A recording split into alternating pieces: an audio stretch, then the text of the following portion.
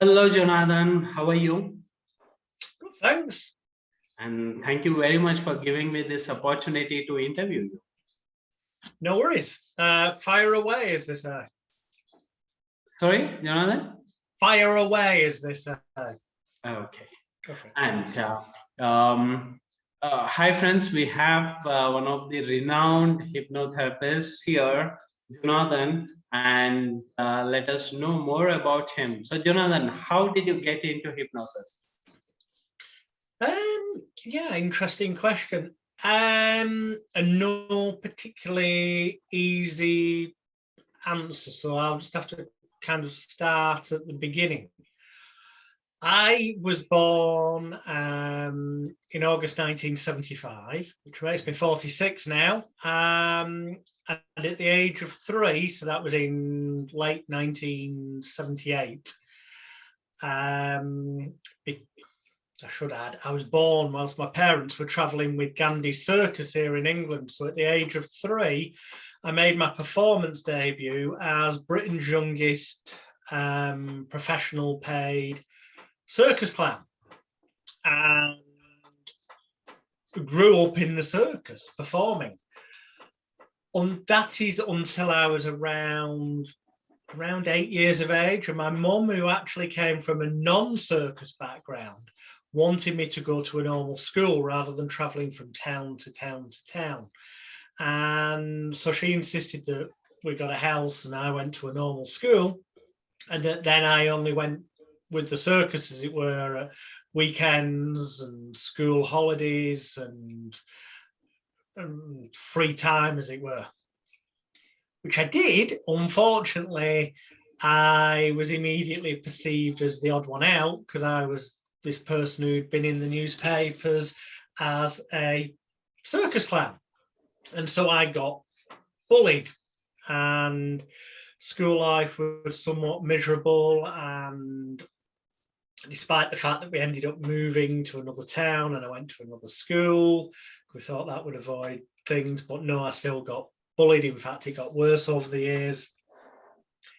And I personally became very, very depressed, and there was a lot of anger built up towards my dad, because my logic was that I was getting bullied because I've been a circus clown, but I've been a circus clown because my dad was, and I was born on the circus, so it must be his fault indirectly. That was the child's logic or illogic, whichever way you want to look at it. But by this point, I developed, because an audience would clap at the right times or laugh at the right times, I developed a kind of, you could, I suppose, could argue an addiction to that attention. Some may say love from an audience. And so I still craved that feeling of acceptance, you may say, of appreciation, of love. And so I still wanted to perform because that was the outlet through which I got those feelings. But by the same token, there was this conflict of, yes, but it's that that's caused you to be bullied and caused the depression and the bad feelings and stuff. So there was this confusion and conflict, which kind of, I say kind of, got remedied to a degree by my logic was, I'll stop being a circus clown and then that'll stop the bullying. So over the years, I'd learned as a hobby, as a performance profession, I got paid as a circus clown, but I used money that I earned to buy magic tricks, conjuring tricks, sleight of hand, things like that. And I learned those. So by the time I was kind of 9, I was very adept and skillful at magic, and I could perform several different kind of magic acts. So what I did was I refused to perform any further as a clown, and started advertising myself as a magician. So I'd get performances, still get the applause where it was relevant, laughter or shock and amazement, depending on what the expected emotional response was. but because I kind of created that and it was an audience reaction, that gave me that feeling of appreciation and love and acceptance and the things that I saw, whilst at the same time in my head, I wasn't a clown anymore. So, hey, I was taking control of the situation. However, unfortunately, it didn't stop the bullying because I was still getting in the newspapers and then getting on the radio and TV, and kids can be jealous. And, you know, there's this nonsense that sticks and stones may break my bones, but names will never hurt me, which is complete nonsense because, you know, verbal attacks can actually have a far deeper and longer lasting negative effect. So rather much as Sick Mind Fraud, as I nickname him, or Sigmund Freud, as most people would know him, once coined the phrase, I believe, that a therapist, or all therapists, are merely people searching for answers to their own problems. And certainly at that young age I was, and the answers lay, of the start of the path, the journey to the answers, lay in the library. And by this time, I'd already, with the help of my mum, was a member of the adult library, even though I was only kind of 9 or 10. But I'd surpassed all the magic books they had. I could already, it was kids' magic books. They were too simple. I was already onto the adult standard. And where those books were, the magic books conjuring section in the adult library, to the right of them, literally to the right-hand side, was the self-help and psychology section. And I saw the spine of one of the books one day, and the words on the spine, the name of the book, were How to Win Friends and Influence People by Dale Carnegie. And I saw this and I thought, oh, how to win friends and influence people. Read that, learn how to win friends and influence people. Sounds like that should be able to, you know, influence the bullies and stop them bullying me, kind of thing. So I got the book, read it, tried out some of the things, and if anything, it made matters worse. Not because the contents of the book don't work, but because they don't work with children. You know, I was only sort of 10 at the time. And it's just, that's the short version. They just don't work with children. I found out in later years they don't work with adults either if you take it too literally. You know, one of the things in that book is that a person's name is to them the sweetest word in the world, and that you should use it regularly. Well, I can tell you from personal experience that if you go into a licensed premises, a pub, for example, meet somebody you've never met before, and then every sentence put their name in it, it becomes incredibly annoying, and it's more likely to really aggravate them than ingratiate them to you. So, you know, things have to be used in moderation. Anyway, it was the start of the journey into the self-help section. And another time I came across a book, its exact title I forget, I just remember that the author's name was Emile, Emile Coué, Coue, who coined the phrase, day by day, in every way, I'm getting better and better. The godfather of positive affirmations. Some may say the godfather of self-hypnosis, positive mental programming, call it what you will, making affirmations, stating them in a manner as though it's already happened and is continuing to happen in a positive manner, rather than stating things in a manner where it implies that they haven't happened yet and that there might be some kind of obstacle or difficulty along the way that you've got to overcome to make it happen. No, they were always phrased as though it's already happened and it's continuing to happen. Hence, every day in every way, I'm getting better and better. Well, I'm getting better and better implies that you're already better than you were yesterday. So it's a subtle difference, but a difference that, you know, does make the ultimate difference in the way the unconscious, subconscious mind reacts to it.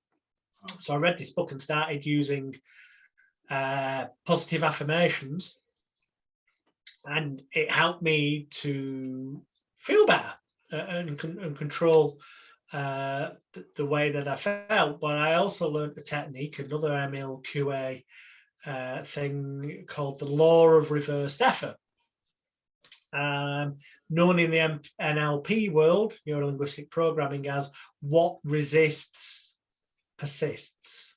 Sometimes people throw around the phrase energy goes where attention flows. Anyway, the example that was given is that the word try, used correctly, is itself a powerful suggestion that you will not be able to do something.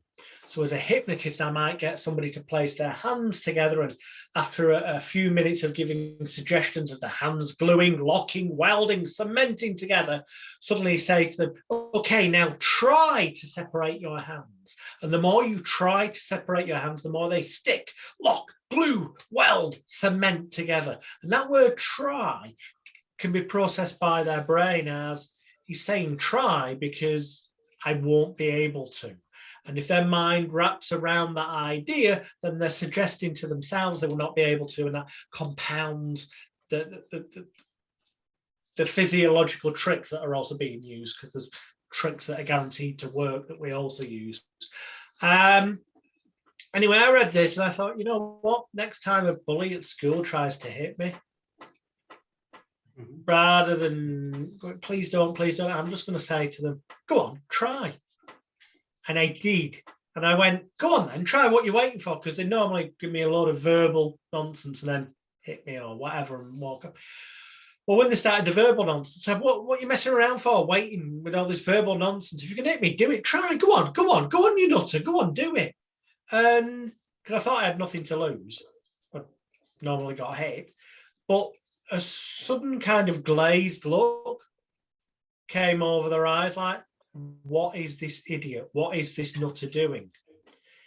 And I suppose it's what they would call in NLP or hypnosis, there was an element of a pattern interrupt in there, because the normal pattern of events they expected to occur suddenly didn't. It interrupted their normal pattern. So it suddenly put them into that weird fight, flight, freeze or shite state where they were trying to work out the confusion of what was going on. And because they'd always been in the superior position, the brain looks for the quickest way of coming out of this best. And their result was to suddenly go, push me back towards the wall, but let go of me, and suddenly go, you're an idiot, stay away from me, don't come near me. Giving the impression to the watching onlookers that normally were laughing their head off, but were just looking, wondering what the heck was going on, that they were somehow still in control, but off they walked, didn't end up hitting me that day, and in fact, never hit me again. I'm not saying that bullying stopped completely, because there were other people that would say things verbally and stuff, but things took a dramatic improvement. And this made me think, oh, there's something in this. And it was around that time, which I was, by this point, because I've lumped together several years, because we haven't got all day, obviously. We fast forward, and by this point, I would have been about 13 and a bit. And I saw a publication in England in a newsagent's called W.H. Smith's, a publication that was called, well, it still is, called Exchange and Mart. It's a magazine where you could buy and sell pretty much anything. And there was a section with blue pages in there. The blue pages you knew were the business opportunities. And I used to look at this regularly, because sometimes magic shops would advertise their new catalogues and stuff in there, and I'd order them. But one day I saw an advert in there and it said, become a professional hypnotherapist and stage hypnotist. Fascinate, amaze people and change their lives whilst earning money. Send stamped addressed envelope for full prospectus. And I thought, oh. I've been reading stuff about these kind of things at the library, but this is a professional. So I sent a stamped addressed envelope to find out more. And this was in early 1989. I was still 13 and a half, roughly, when I sent off for it. And it came back to me, and ultimately they wanted £125 United Kingdom sterling. But remember, this was back in early 1989, so that was a lot more money then. Now, I had this level of money, even though I was only, because I'd earned it off doing my magic shows and stuff. So I basically immediately sent £125 United Kingdom sterling off, and I received back a training manual and some audio tapes. Mm-hmm. And I studied these. And then I took the exam that had been sent, and I sent it off for marking. Oh, I lied about my age on the application form. I said that I was 18 on the application form. And I was banking on the fact that because it was being done correspondence through the post, distance learning, that they would never find out my age, and there was no internet at the time. That was my hope. Okay. So didn't quite go to plan, but that was my hope. I sent it off, and a number of weeks later, by which point I had turned, because up with a period of study, I'd got to the point that I'd had my 14th birthday. So I was now 14 years of age. We're in 1989 and I'm 14. So it would have just been towards the end of August 1979. Through the post comes an envelope, which I open, and lo and behold, it's a letter confirming that I'd passed the exam, and the enclosed was my certification as a professional hypnotherapist. But they thought I was 18. They thought I was 18, but yeah, I was only 14. And that I was now a member of the Association of Professional Hypnotherapists and Parapsychologists, the APHP. And I thought, right, what do I do? Do I risk getting caught out down the line, and I started feeling guilty about lying about my age. So I wrote to them and I said, look, the head was Dr. Brian Howard. I said, Dr. Howard, I lied about my age. I turned 14 in August.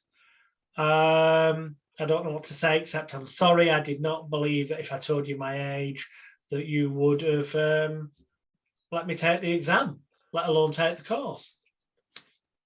And there was a few weeks delay, and then I got a response, and it effectively told me off for lying. Effectively said how disappointed on the one hand he was that I'd felt the need for deception, and it was all seemed very downhill and negative. And then suddenly it went, however, this does not negate the fact that you passed the exam. Not only did you pass the exam, you passed with exceptionally high marks, as in, I can't remember exactly, but it was either 91 or 92%. Which now that your age is known, is even more exceptional type of thing. And my only choice, well, obviously he did have the choice to revoke everything, but he said, I feel that my only choice, given that you passed and so exceptionally, is to issue you a new certificate and membership credentials enclosed with your correct age on. And so at the age of 14, I became the youngest ever member of the Association of Professional Hypnotherapists and Parapsychologists. Now, I never lied again to Dr. Brian Howard, but I did a little white lie for the positive intent of my future patients in order to help trigger the placebo effect off and the natural mind-body healing connection. I did lie about my age because I figured that I look young anyway, and if I compounded that perception of being young by saying I was just 14, that would not really set the correct psychological playground for the placebo effect to be triggered off, for the mind-body healing connection to be triggered through what we call the ritual of hypnosis. And so I told my local newspaper the certificate I showed them was not the new one I'd been given, showing my correct age, but was the one that confirmed I was 18. Okay. I know, a little bit naughty, but I went to them and said, look, I'm 18 and I've just passed this, and I want to offer discount sessions to people in the area to help them. And they did an article with a photo of me on holding this diploma. And because it had been in the local paper, despite the fact I looked young, in those days, people believed what they read in the paper, especially in their local, trusted local newspaper. So it embedded that belief that I was 18 and overcame the negativity of me looking so young, so that when people did book a session, that disconnect of me looking incredibly young was overcome by the fact that they'd been told by the newspaper I was 18 and the certificate said I wasn't, I was 14. But I started treating people, charging money, and I was very successful very rapidly. When that article went in and I was still 14, the local radio station saw the article and invited me on, and they set me a challenge to stop somebody smoking, one of their listeners, which I did. I did a smoking cessation session on one of their randomly chosen listeners, and then they followed it up like a month later, and the person still was a confident, happy, healthy, relaxed non-smoker with the stuff I'd learned from this correspondence course. And that is the answer as to how I learned initially, because I never stopped learning. I learn every day from every client. I learn from every stage hypnosis show I do. I learn from every student I teach. And then those things that I learn and improve upon and expand upon and refine, I will then feed back into my elite hypnosis bootcamp so my students can grow as well. But I kind of think, to finish off the answer to that question nicely, a few years later, so when I was about 18, 85, 90. About 18, give or take a few months either side. I got permission from Dr. Brian Howard to start using his course materials to teach the students that I, by that point, started teaching. And a number of years later, I ultimately, a bit like Victor Khayyam, the electric razor guy in America, who was so impressed by the blade or the shaver that he bought the company. A number of years later, I took over the Association of Professional Hypnotherapists and Parapsychologists and renamed it the Association of Professional Hypnotherapists and Psychotherapists. So it didn't have that kind of parapsychology link, but ultimately was still teaching at its grassroots the techniques that Dr. Brian Howard taught me, but with a lot more stuff besides on top that I'd learned by that point and continue to learn and develop as well. So sorry for the slightly long answer, but as you can appreciate, it was yes, that slightly was amazing. Like, at the age of 14, you started and then ended up becoming a trainer by the early age of 18. That was amazing. It's bizarre. Really, I shouldn't, at the age of 18, it wasn't really about the age.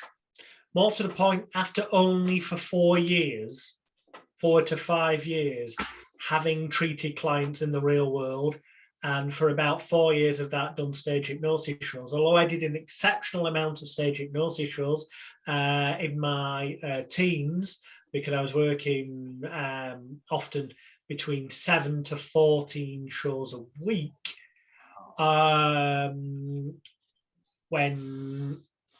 When it was the in thing in the early 90s. It's nothing like that now in England, but it was then. And I was seeing dozens of therapy clients a week, but still, nonetheless, after 4 or 5 years, I frankly should not have been teaching people.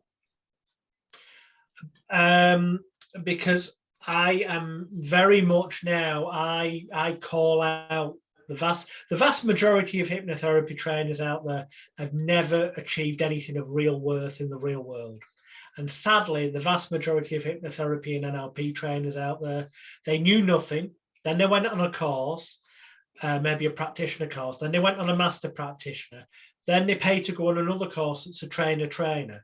And then when they realized the clients, because they've not been taught enough, if anything, about marketing, advertising, publicity, and promotion, which are the real keys to running a business, and arguably are more important than the so-called hypnotic techniques. And arguably, the marketing, advertising, publicity, and promotion done correctly is the hypnosis and helps hypnotize the client into a belief state that it's going to work for them before they even step through your office door.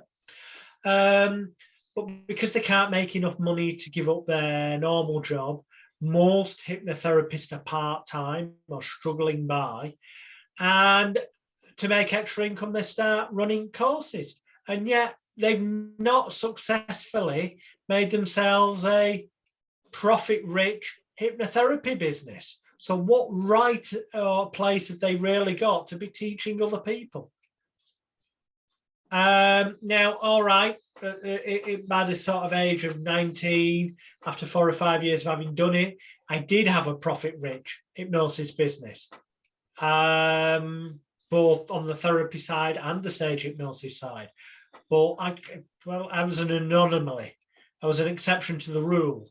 The only reason that this occurred was because I had a background, or I had experience of observing and learning from and studying marketing, advertising, publicity, and promotion in the course of promoting my magic shows that I'd done for years. And prior to that, having been brought up in the circus, which is reminiscent of Phidias T. Barnum, of The Greatest Showman fame, you know, who allegedly said there's a sucker born every minute. He didn't. He never said that. He got attributed with saying that. If anything, he's more likely to have said what Joe Vitale, the marketing expert, called one of his books, that there's a customer born every minute.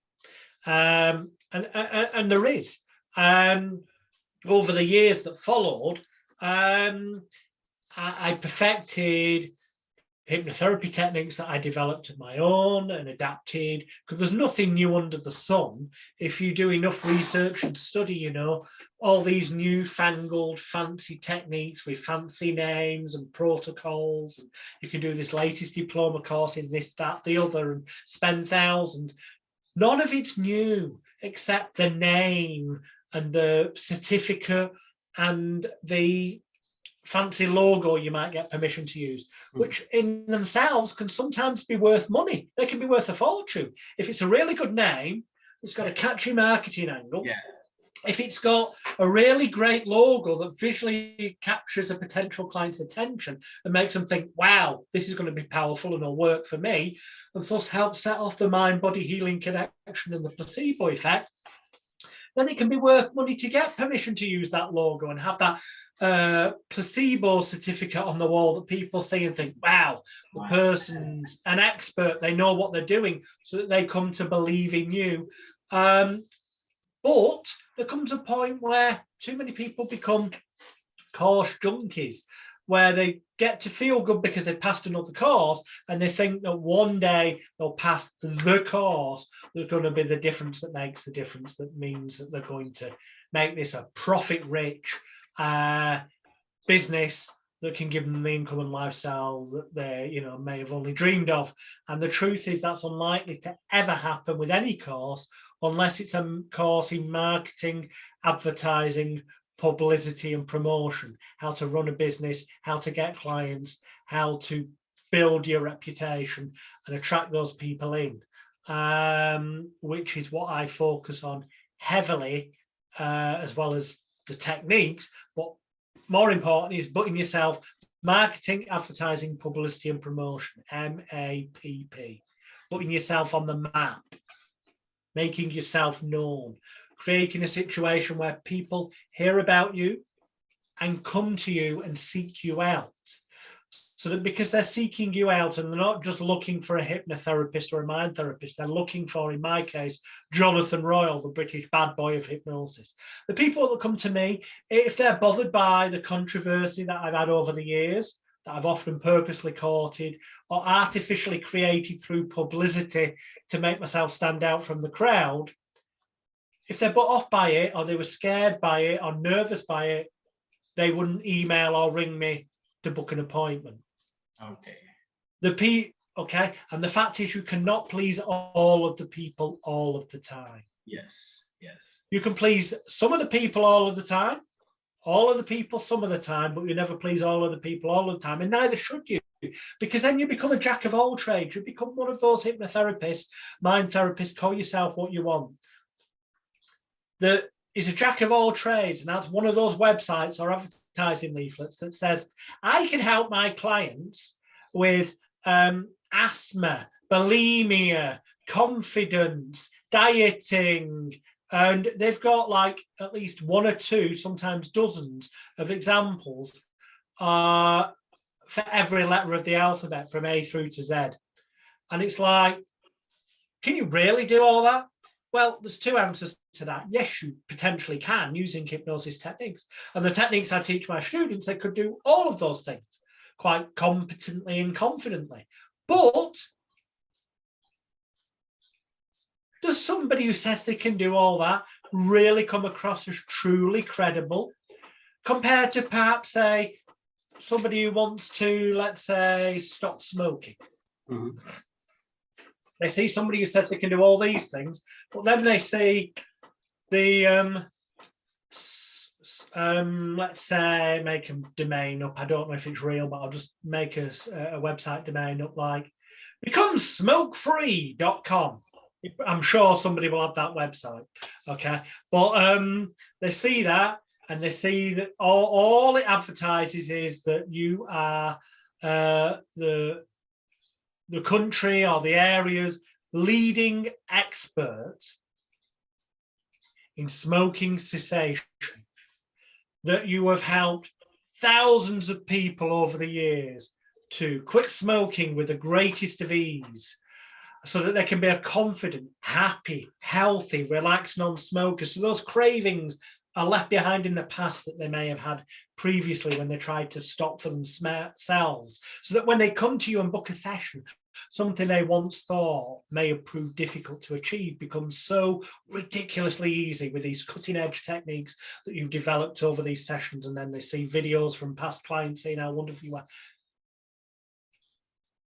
The jack of all trades over here, who says they can do smoking, charges like £100 maybe, United Kingdom pounds. Your smoking cessation specialist over here says that there's a waiting list for their services and that it's 500 United Kingdom pounds. Which of those two seems to be the one who's better at the job of stopping people smoking?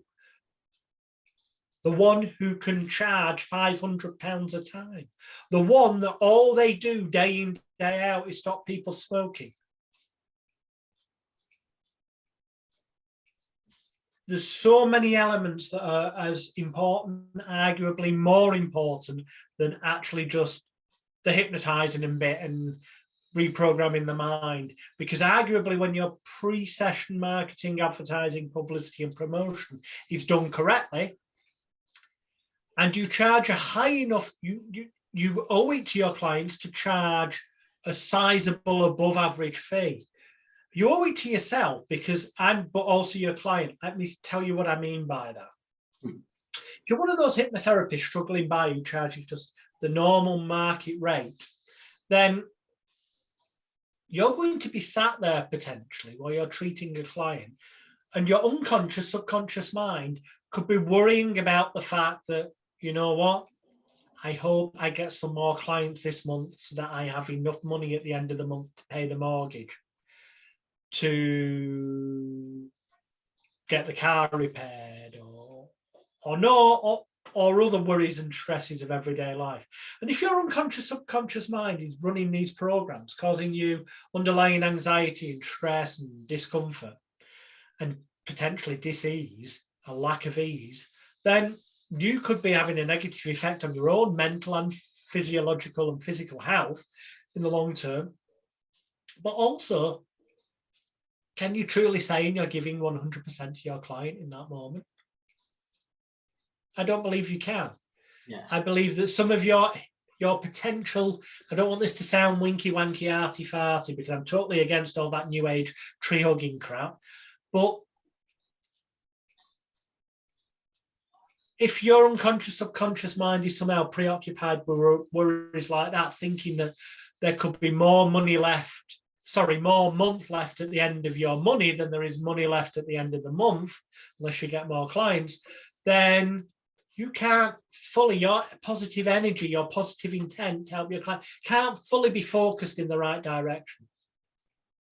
Whereas if you're charging more, so that A, you don't need as many clients, and B, with only a small number of clients, you're actually automatically earning way more than most hypnotherapists are, then you can very quickly have a situation where you've got more money left at the end of the month than there is month left at the end of the money, where you can also, if you study something like the Elite Hypnosis Bootcamp that I put together, also have in place a number of passive income streams. So you can use your hypnosis skills to create self-help audio recordings, self-help books, and other things that can be sold on autopilot on the internet 24 hours a day, each day of the year, even while you're asleep. So you can go to bed, wake up in the morning, and once it's set up and running properly, you can actually wake up and have earned more money while you've been asleep than most of your so-called competition, fellow hypnotherapists, will earn in the next 24 hours, the next week. And that gives you then a freedom and an ability to relax. And it's better for your mental, physical, spiritual health and well-being.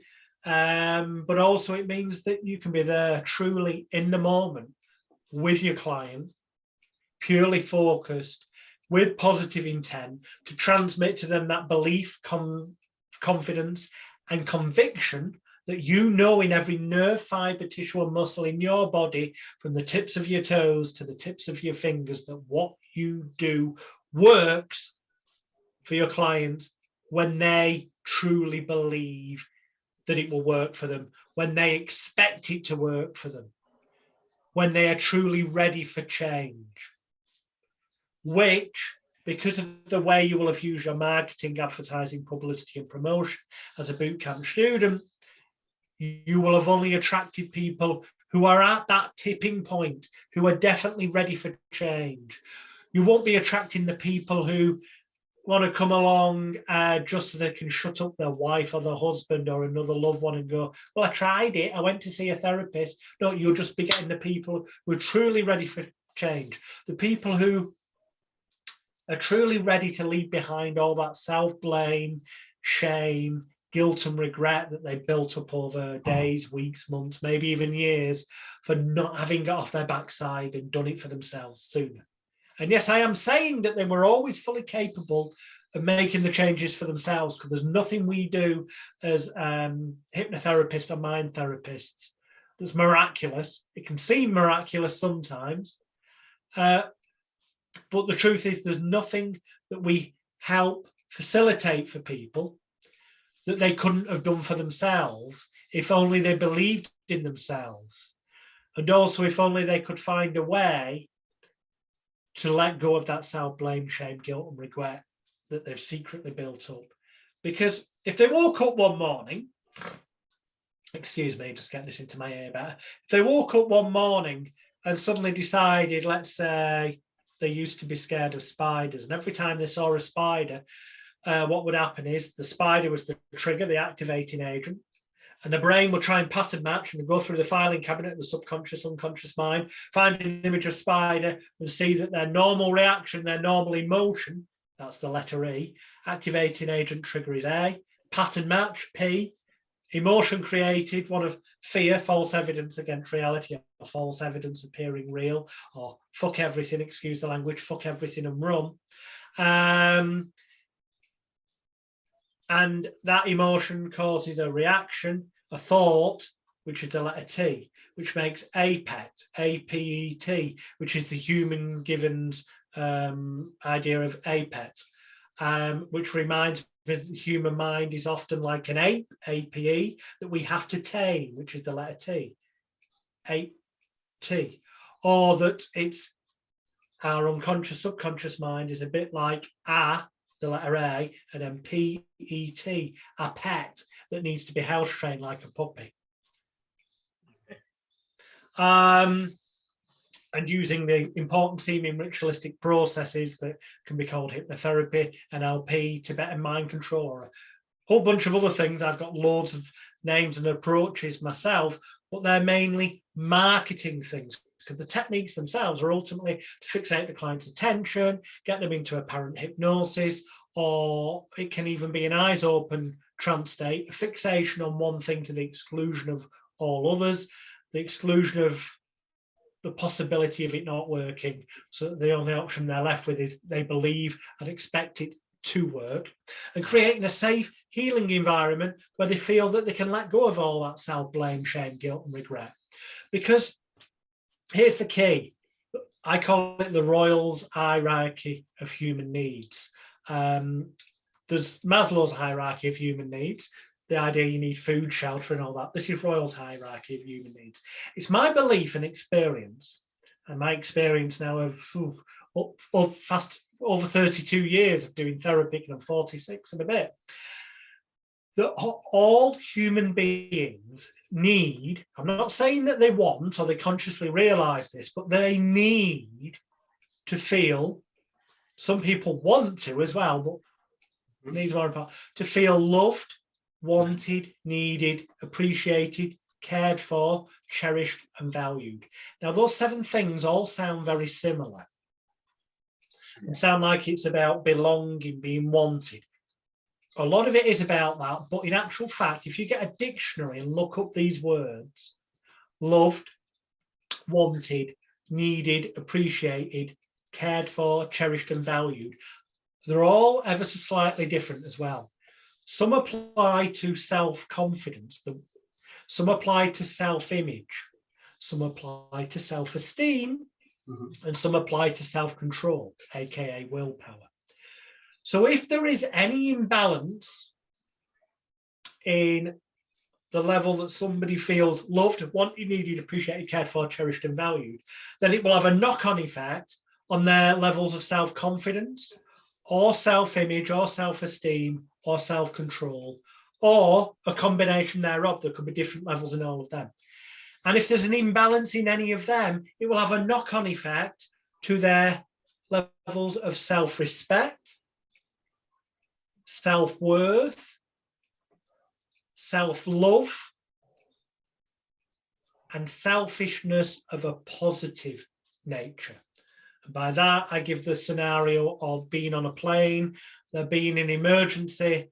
They will tell you that if you've got kids, put your oxygen mask on first, which at first thought sounds selfish.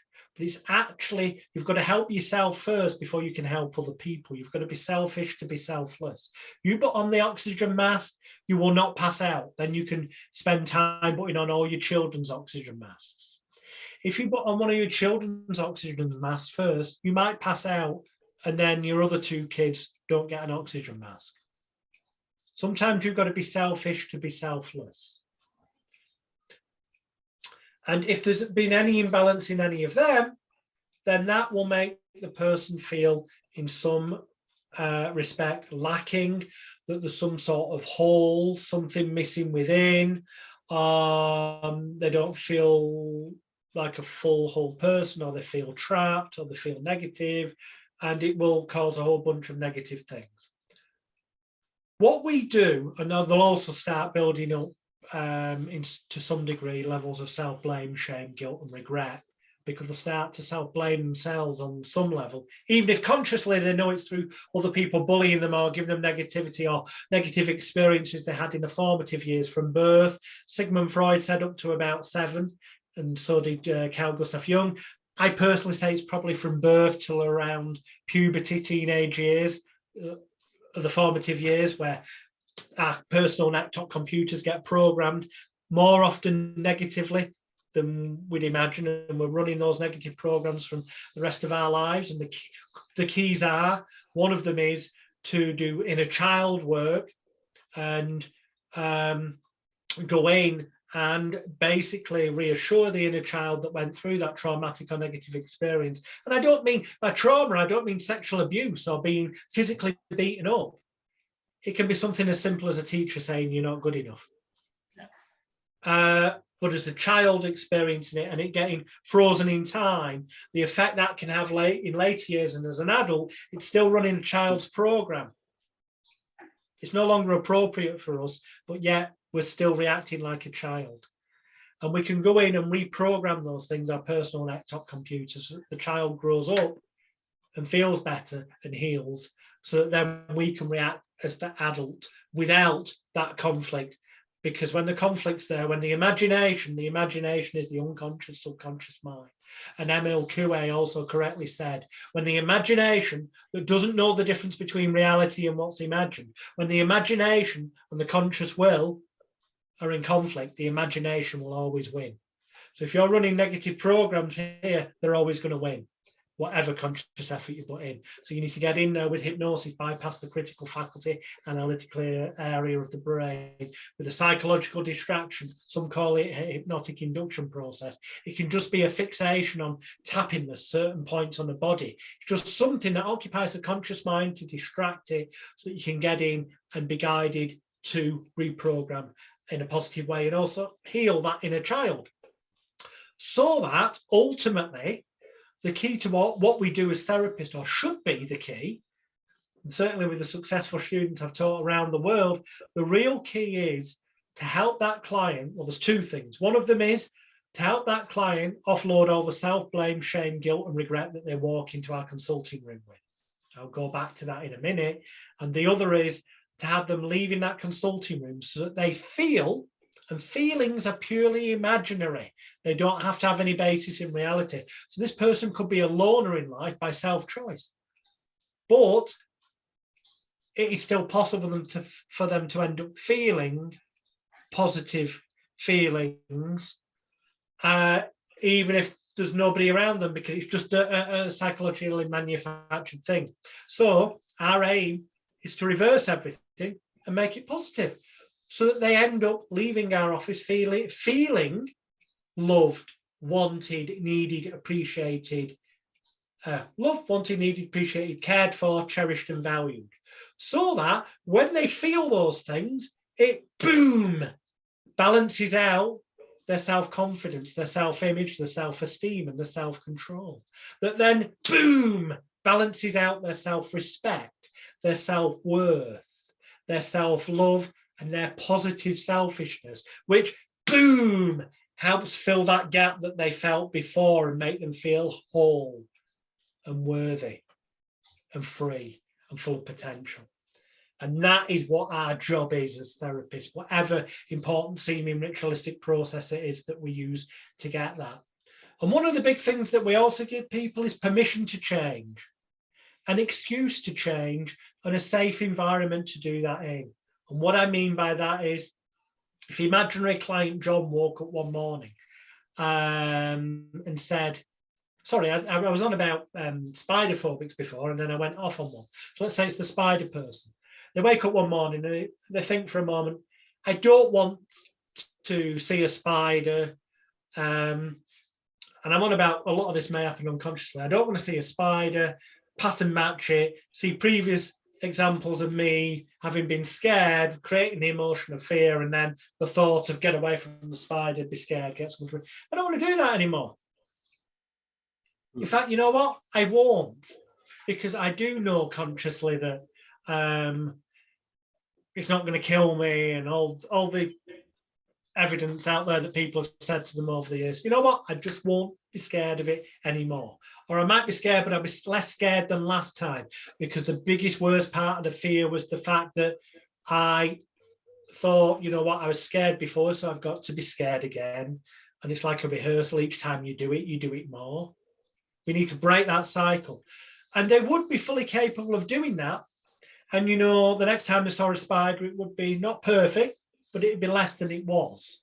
And next time it'd be even less. And over a period of probably quite a number of occasions, but their pattern matching, when they saw the trigger, the pattern wouldn't have as much fear associated to it. So eventually it would come to a point where it just wouldn't bother them. Unfortunately, that would be the ideal scenario. But at some point, let's say they woke up in the morning, decided this is what they were going to do.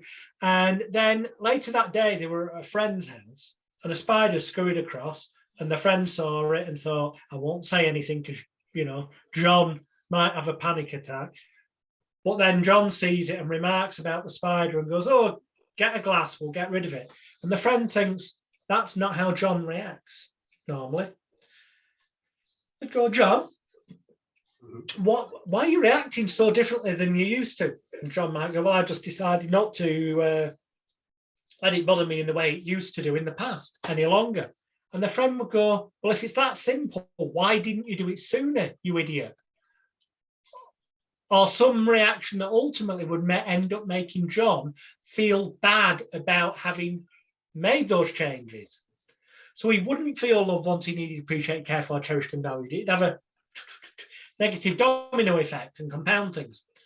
So to escape that feeling bad, the way to get back to safety, apparent safety, but it isn't, because they're going to end up feeling something's missing. But the way to get back to that is to relapse and go back to the behaviors where they then got attention from people about, no, don't worry, I'll sort it out. But also it removes that negativity of getting criticized for not having done it sooner.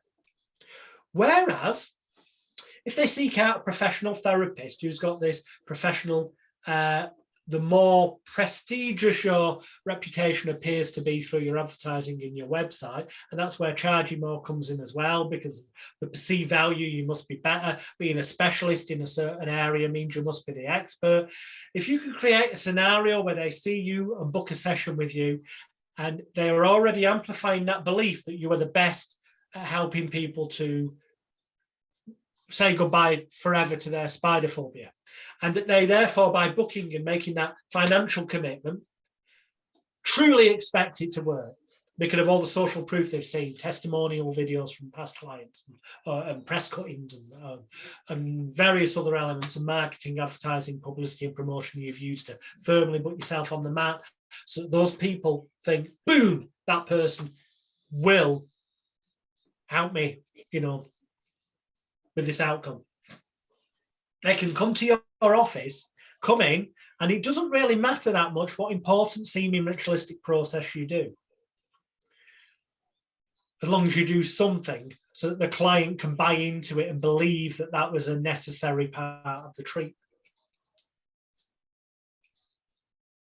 Because when they leave, they've now got a kind of invisible force field, an invisible suit of protection against any potential negativity.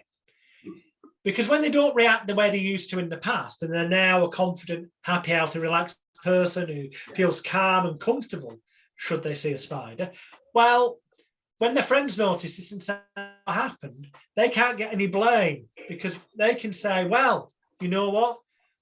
I would have done it sooner if I'd known about this wonderful expert in overcoming spider phobias. And then I also had to save up the money to go and see them because they're not cheap, because they're such an expert. And I wish I had been able to do it sooner, but I couldn't. But I have done it now, and I'm no longer scared because I've been to the expert. There's nowhere for their friend to go with that, because it's not their friend's fault for not having had the money or not having known about this expert before, perceptively. So they cannot be blamed. So that removes all potential self-blame, shame, guilt, and regret from them for not having got off their arse and done it themselves sooner, and gives them a protection against any criticism for not having done it sooner, which means it creates a scenario where they can do what they always could have done for themselves, but without any potential negative backlash. That's awesome. Amazing. So, thank you very much for that clarification, and I'm sure it helps a lot of people, Jonathan. And you have created so many protocols of hypnosis. So could you please brief a bit about that as well? Yeah, I'll tell you what they are. I'm just going to open my other screen so I've got a list I can read. I'll tell you what they are. Bear in mind that some of these do have uniquely my kind of approach, protocols connected to them. Some of them are actually just marketing techniques, namely a name, an advertising logo that visually will trigger off potential clients' desire to want to come to you, to believe that you're the right person, so that you get permission to use the logo and the certificate. But some of them are actual processes and scripts as well, or techniques you have to learn and adapt to each client. But yeah, when you join the Elite Hypnosis Bootcamp, you get access to all the following. Now, I don't expect anyone to ever study all of what's in the bootcamp. The point is, though, I like an approach such as I got with Brian Howard years ago, that you will get what you need to enable you to actually create a successful, profitable business that helps people. As in, you never need to spend another penny with me ever again. I actually give a money back guarantee that you will never need to do that. But anyway, enough of that. The protocols, obviously normal hypnotherapy, but there is my latest one, which I'm doing a live online Zoom course at the start of March this year. That will be the first time that I've issued qualifications and training materials in time transformation therapy and mind hacks to the future. Number 2, complete mind therapy, CMT for short. The proven one-session treatment approach for most all habits, addictions, fears, phobias, and other issues from A through to Z. And it's called complete mind therapy because that's a marketing ploy in itself. It's complete, which implies there's nothing missing, which implies that other therapies are inferior. Complete mind therapy. And the logo for it, you have to look on the on ultimatehypnosiscourse.com, or the links that will be above or below the video. But the logo that says you're a member of the Association of Complete Mind Therapists, the A and the C are in red, and the shape, so when you look at it, ACMT, it looks like a heart. It says Association of Complete Mind Therapists, getting to the heart of your problems. It makes the person feel loved, wanted, needed, appreciated. It all ties in with everything I've been saying. All of these do. There's mind emotion liberation techniques, MELT for short. Use these techniques to help your clients melt their problems away, often in a matter of minutes. You'll learn complete unconscious reprogramming of emotional disease and distress, the initials of which is cured. This means you can give your clients the cure to their problem to help ensure they leave your office cured. And if you're in a country like England where you're not allowed to use the word cure or cured in your advertising as a hypnotherapist or mind therapist, if you can on your website display your certification as a practitioner of complete unconscious reprogramming of emotional disease and distress, and mention that you offer sessions in cured and offer your clients the cure, you can actually use those words in a context and manner that makes it legal and lawful. Seek your own legal advice to do so, because you're just stating a fact. You are not claiming to offer your clients so it means that your website ranks higher than other people's because it gets found, because a lot of people do. It's all about marketing, advertising, publicity, and promotion. So yeah, cured. Number 5, psychophysio-energetic alignment of changing energies and emotions, which the initials are PEACE, peace. Use these techniques to give your clients peace of mind and also to help ensure that they have inner peace. Number 6, hypnotic override pain elimination, HOPE, hope. Use this to help clients overcome and eliminate pain issues and also to give them hope for a better life. Number 7, inner revision therapy, IRT, a rapid form of hypnoanalysis to find the root cause of long-term emotional issues and then to positively and permanently remove the symptoms and side effects that used to cause the client's issues, and also involves elements of inner child therapy. Number 8, virtual gastric band hypnosis, the complete mind therapy approach. This is the far more affordable and also non-surgical and therefore safer alternative to invasive gastric band weight loss surgery. Number 9, person-centered psychotherapy, PCP. Sounds like a drug. But person, the word person, PERSON, stands for positive emotional responses and switch off negatives. And with all of these, saying it verbally is nowhere near as powerful as seeing the logo, which you can see on the website. When they see the logo, that connects with their unconscious, subconscious mind, imagination, and helps trigger off that, wow, this is the solution for me, and it's powerful response. Number 10, drug release therapy, DRT. But with the logo for this, you'll see the D, the R, the T. The R, the one straight line of it is in one color, and the rest that makes the R is in a different color. So when you look at it, it's not just DRT, but your unconscious sees the word dirt. It's all of these things have been structured to make your success easier. Drug release therapy, DRT, stands for dissolve regrets and resentment, understand guilt and grief, release and reprogram emotional learnings, eliminate anger, anguish, anxiety, and stress as you strengthen and energize positively, which conveniently, as well as using the letters of drug release therapy, also genuinely describes what you do to help somebody get off drugs. Number 11, hypnotic plastic surgery, HPS. The non-invasive alternative to cosmetic surgical procedures to make people feel better about their bodies. Number 12, Advanced Master Practitioner of Clinical Hypnotherapy, which is accredited by the United Kingdom Board of Clinical Hypnotherapy. Number 13, Advanced Master Practitioner in Neurolinguistic Programming, NLP, which is endorsed by the Neurolinguistic Programming Practitioners Association.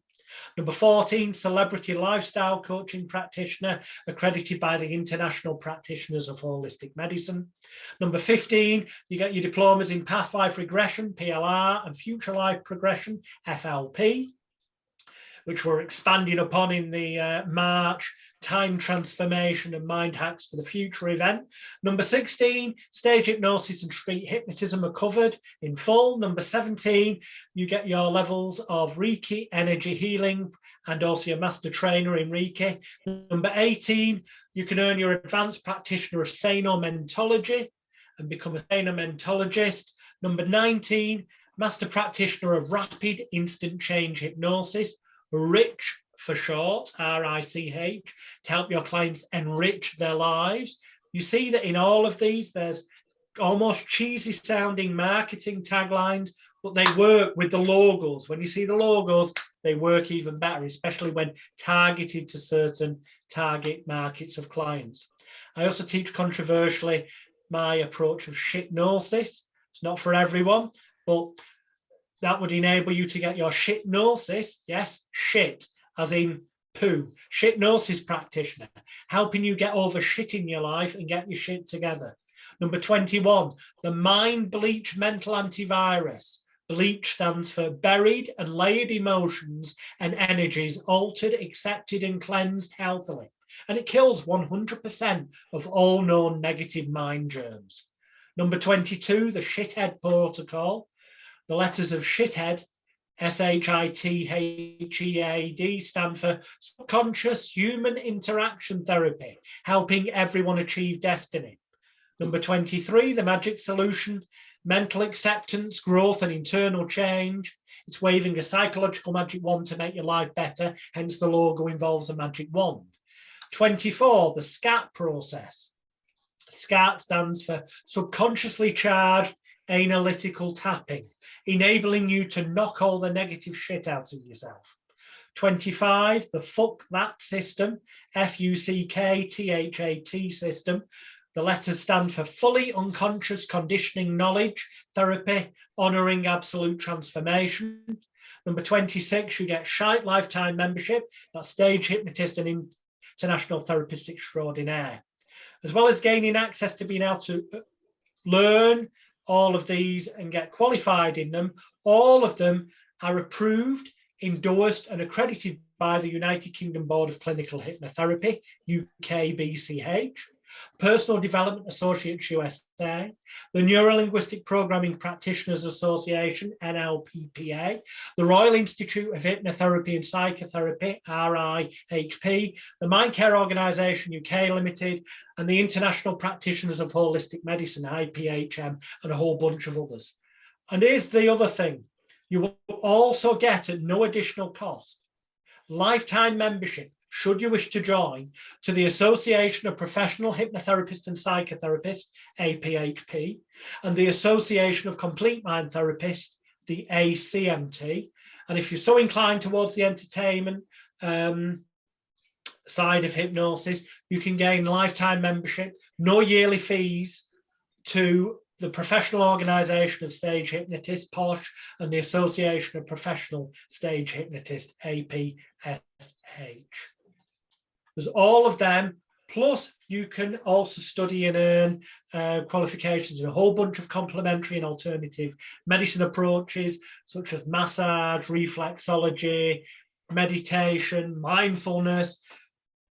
My guaranteed nutshell is this, that if you join the Elite Hypnosis Bootcamp, firstly, you will get the most affordable in terms of value for money package of stuff in the entire world, because as well as learning these things, there's everything you ever need to know about marketing, advertising, publicity, and promotion. You even get press release templates to get yourself media publicity. You get business plans that you can follow step by step with sales letters you can use to break into corporate companies, for example. You get professionally made promotional videos that don't say your name or my name. They don't say anyone's name on. Just it could be perceived as being from you.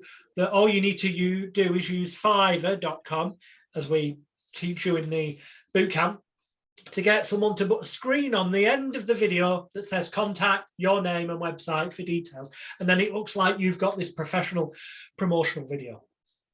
There's ones covering all the profitable areas: smoking cessation, weight loss, confidence, stress, anxiety, that you can use on YouTube, Instagram, and all social media platforms. We've got training in all the social media platforms.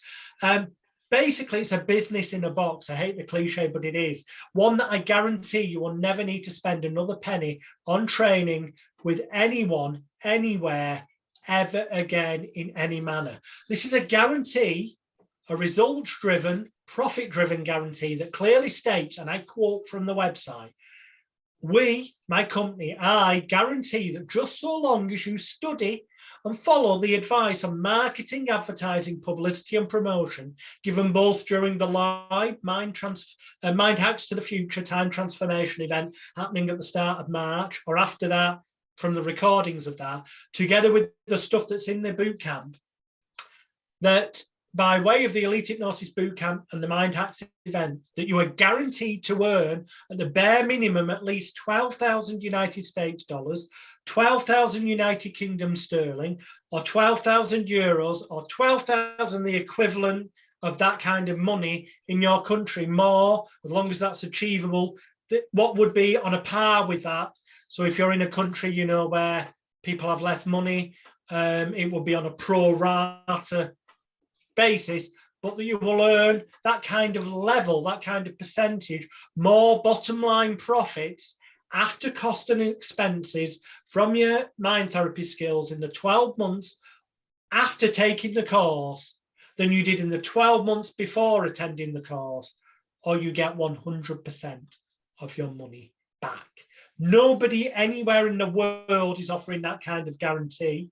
The guarantee is fully laid out in detail on the website, ultimatehypnosiscourse.com, or even easier is H for Harry, T for trance, G for green, and then the word live, L-I-V-E. So it's htglive.com.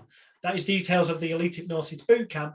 However, for details of the March 2022 Mind Hacks for the Future event, and if you're seeing this video after that time and it's already happened, it will all be recorded and the replays will be available from the link that's below. And by getting the replays of the Mind Hacks for the Future event or attending live, you will automatically get free lifetime membership to the Elite Hypnosis Bootcamp. So the cheapest way to get in the bootcamp and never have to spend another penny is to come to the March Mind Hacks for the Future event, a link to which will be below the YouTube video or wherever this video is shared on social media. I'll share it far and wide for you as well. For full legal disclosure purposes, I will state that if you use the link below this video to sign up for the Mind Hacks to the Future Time Transformation event in March 2022, or use that link after the event to get the replays, that link that will be there below the video will be this gentleman's affiliate link that I will have made sure he has got correct before he posts it around. And it will mean, all it will mean to you is that you're helping to support this wonderful gentleman's work. You will still be paying exactly the same low, amazing, once in a lifetime bargain value for money price, which is currently, at the time of this interview, is the bootcamp on its own normally sells for $4,997 United States dollars. And if you bought everything in it individually from all my different websites as different courses or things, it will cost you over 15,000 United States dollars. But as a bootcamp, it's $4,997, although it's on offer to people who watch this for just 497 United States dollars, or to be more precise, it's on offer for 397 United Kingdom pounds, 397 pounds sterling, because that is what it will cost to either attend the Mind Hacks to the Future Time Transformation Therapy event live in March, or to get the recordings, if it's after March 2022, from the link below this video. So even if it's 2023 when you see this video, this link below will take you to a page where you can buy the recordings of the Time Trans event. And if you do that, which will only cost you £397 United Kingdom sterling, I will keep that price until at least Christmas 2023 for the Mind Hacks to the Future recordings, but after that it could rise. And the price of the bootcamp bought from ultimatehypnosiscourse.com or htglive.com directly from me will rise before then. But if you use the link that's below for the Time Hacks, Mind Hacks to the Future Time Transformation event, you will get free bootcamp membership. So all it will cost you until Christmas 2023 is £397 United Kingdom sterling, and a percentage of that as an affiliate payment, thank you, will go to this wonderful gentleman who's one-sided me, depending on the way the video ends up going out. But it makes no difference to you. You pay the same. It's just my way of saying thank you for giving this opportunity to people watching this. So karmically, you can do good as well as helping yourself. And yeah, that's the Elite Hypnosis Bootcamp. Wonderful. Thank you very much, Jonathan. It was wonderful talking to you. Thank you for your time. And thank you. It's been a pleasure. Please let me know when this goes out. Send me the link. I'll share it around as well. And I've got to jump on a radio interview in 10 minutes time. Sure. Doing a recording for an interview in Ireland that goes out tomorrow morning. So when I've done that, so in about an hour's time, I will send you through a reminder of, if you've not already done it, how to set up your affiliate link. So you've got the link for going below the video. Right. Thank you very much, Jonathan. Thank you, everybody. Believe in yourself. You can just decide, you can, as the therapist, you can decide to let go of all your self-blame, shame, guilt, and regret, so that you can start to feel all those positive things and feel whole and loved inside. Because you know what? You can tell a positive white lie. If any of your friends and family suddenly notice that you've started making positive changes and start wondering why you have, and start asking, why didn't you do it sooner if it was that easy? Just tell a little white lie and say, well, it wasn't that easy. I had to go and see an expert therapist in that field. They won't know you haven't. That'll give you the same protection. Good luck, everybody. Thank you. Thank you. Thank you very much. Bye. Bye-bye. I'll speak soon.